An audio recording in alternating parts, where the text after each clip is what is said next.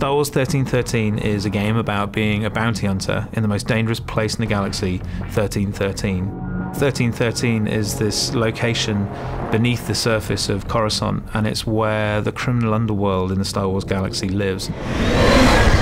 You think of the surface of Coruscant and you think of the Art Deco, the streamline, always the golden hour. As you head down and you realize, all of the sunlight's going away, it's getting cooler, it's getting darker. It starts to seat the player into this darker world. The journey from the surface of Coruscant to 1313 kind of parallels Dante's Inferno, kind of like a literal journey into Star Wars hell. It's like a way that we can take the player from the Star Wars that they know to this completely new world. Cleared for descent to level 1313. It grows on the lore of the whole franchise. As we go down this really deep industrial elevator, you have that original connection from Upper Coruscant, from what you've seen, but then you have this whole new layer of just grunge and filth. It's a very mysterious kind of environment to be in. It has a grandeur to it. It has a little bit of class, but you know that it's all rotten underneath all of that. We're always very careful to make sure that we're completely authentic to that world, that it makes sense. There is plausibility and reason behind everything that we're doing with it. And when you start thinking of it in those terms, it really does start to feel like a character in its own right, having its own moods.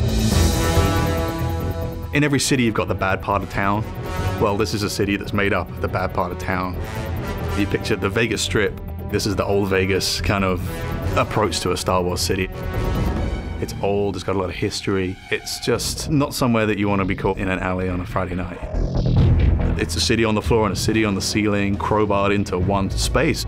The character of the city is oppressive, it looms, and it should feel like the weight of all of those other layers running all the way up to the surface is just bearing down on the player at all times, and just getting the sense that you're being crushed by this huge impersonal entity that doesn't care whether you live or die.